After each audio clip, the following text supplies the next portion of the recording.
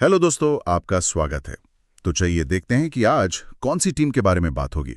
तो चलिए शुरू करते हैं आज की वीडियो। दिल थाम के बैठ जाइए।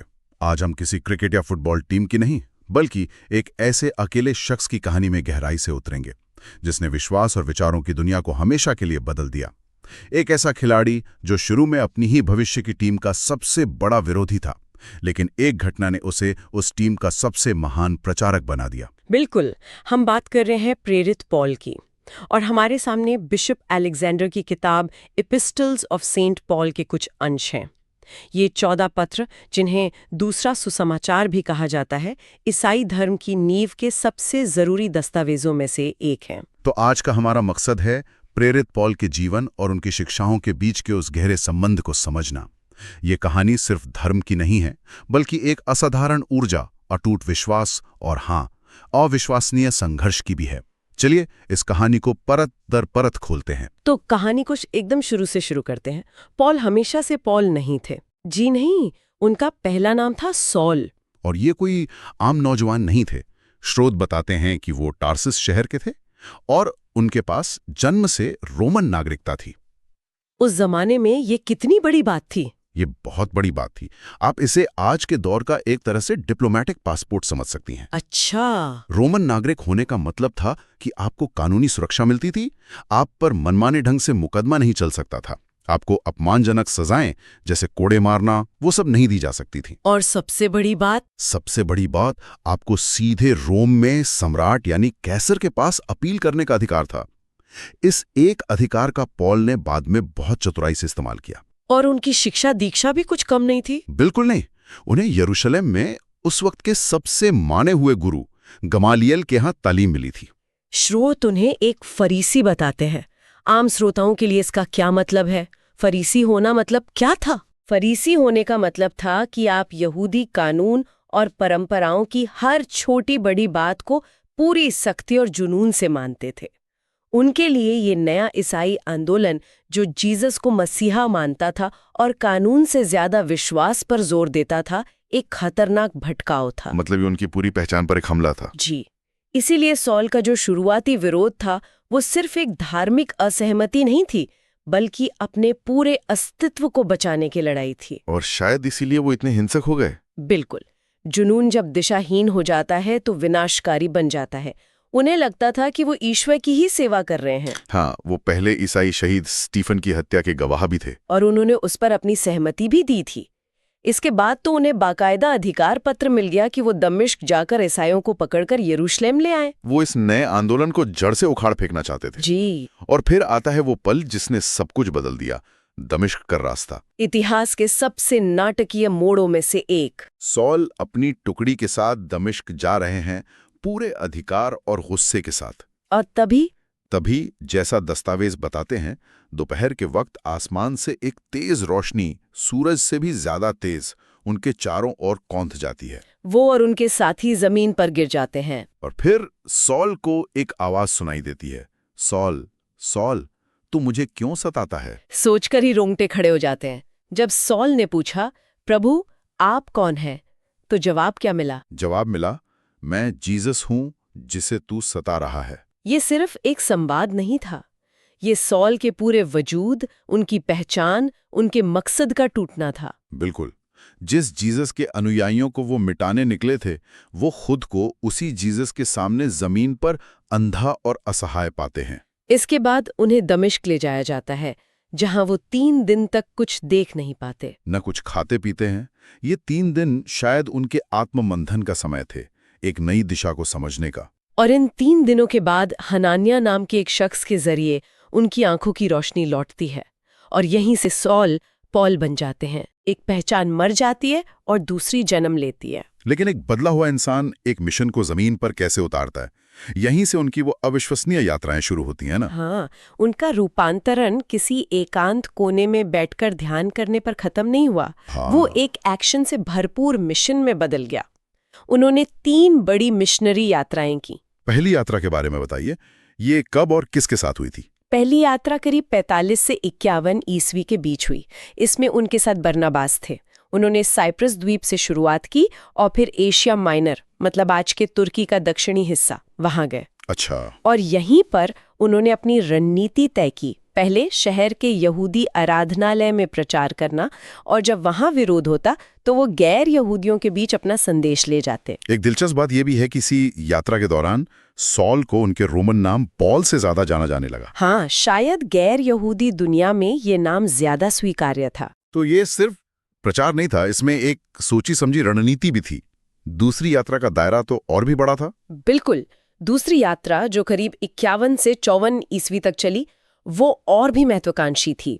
इस बार उनके साथ सीलास थे। और इस बार वो पहली बार यूरोपीय महाद्वीप में दाखिल हुए। जी, उन्होंने मैसेडोनिया और ग्रीस के बड़े शहरों जैसे फिलिपी, थिस्सलुनीके और सबसे महत्वपूर्ण एथेंस और कोरिंथ में चर्चों की स्थापना की।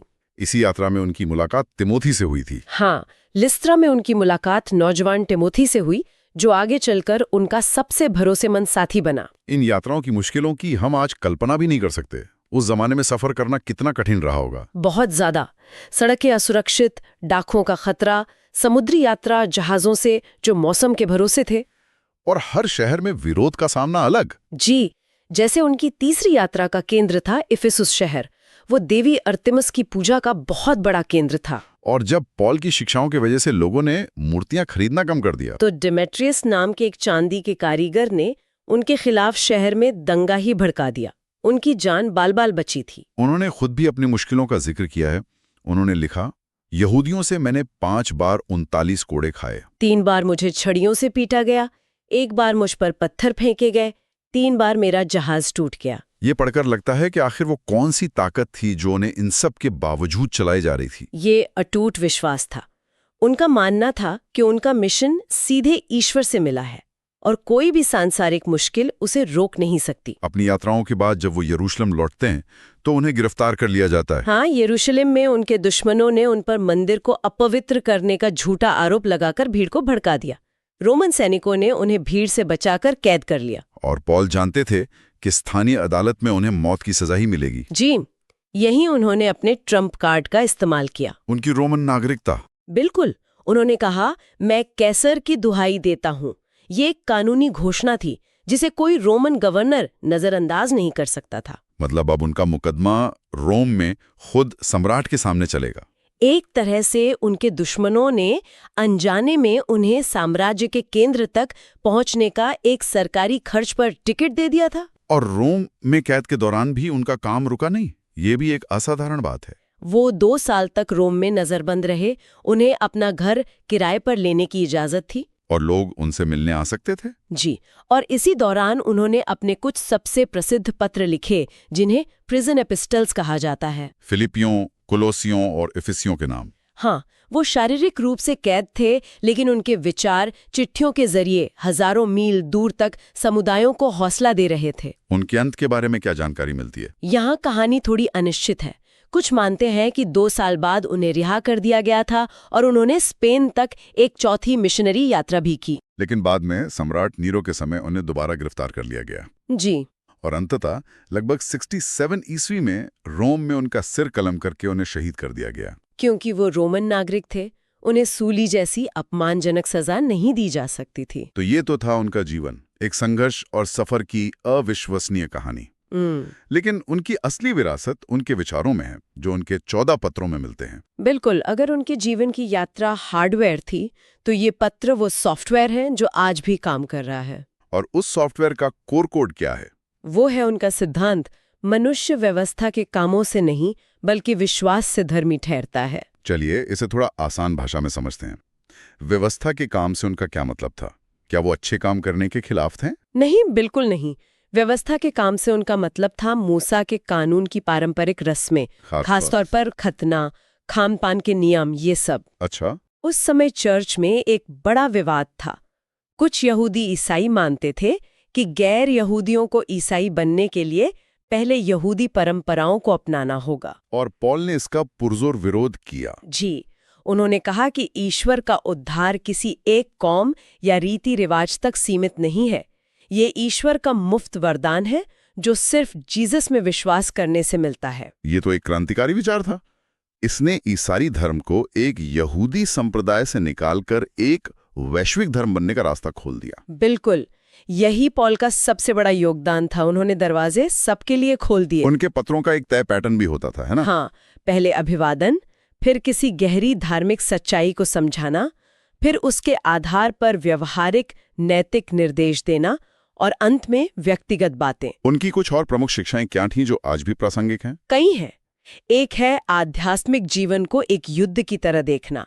उन्होंने लिखा कि हमें सत्य की कमरपेटी, धार्मिकता का कवच और विश्वास की ढाल पहनकर लड़ना है। ये एक मजबूत रूपक है। जी। और प्रेम पर तो उन्होंने शायद सबसे ज्यादा जोर दिया। कुरिन्थियों के नाम लिखे पत्र में वो कहते हैं, यदि मुझ में पहाड़ों को हटाने जैसा विश्वास भी हो, परंतु प्रेम न हो तो मैं कुछ भी नहीं हूं। उनके लिए सारा ज्ञान, सारे नियम प्रेम के बिना व्यर्थ थे। बिल्कुल। और उन्होंने चर्च की एकता पर भी बहुत बल दिया। वो देख रहे थे कि नए समुदाय गुटों में बंट रहे थे। वो उन्हें बार बार याद दिलाते थे कि वो सब एक ही शरीर के अंग हैं। हाँ, और ये भी सिखाया कि इंसान का शरीर ईश्वर का मंदिर है और इसलिए उसे पवित्र रखना चाहिए। तो जब हम पॉल की पूरी कहानी को देखते हैं, एक कट्टर विरोधी से एक अथक मिशनरी और फिर एक प्रभावशाली विचारक तक, ये एक असाधारण दास्तां है। बिल्कुल। एक ऐसा व्यक्ति जिसने शारीरिक कमजोरियों और अनगिनत कठिनाइयों के बावजूद अपने विश्वास के दम पर उस समय की ज्ञात दुनिया के एक बड़े हिस्से तक अपना संदेश पहुंचाया। और उनके वो 14 पत्र आज भी करोड़ों लोगों के लिए प्रेरणा और मार्गदर्शन का स्रोत हैं। वे हमें सिखाते हैं कि कैसे एक बड़ा उद्देश्य इंसान को असाधारण काम करने की शक्ति दे सकता है। ये सिर्फ एक व्यक्ति की कहानी नहीं, बल्कि एक विचार के फैलने की, एक नए युग के निर्माण की कहानी है। और दिलचस्प बात यह है कि पॉल ने खुद को प्रेरितों में सबसे छोटा कहा, ये जानते हुए भी कि शायद उन्होंने उन सब में सबसे ज्यादा काम किया। जी। ये हमें सोचने पर मजबूर करता है कि क्या सच्ची महानता अपनी उपलब्धियों का ढिंडोरा पीटने में है, या अपनी कमियों को स्वीकार करते हुए विनम्रता के साथ अपने लक्ष्य के प्रति पूरी तरह समर्पित हो जाने में? इस सवाल पर विचार जरूर कीजिएगा।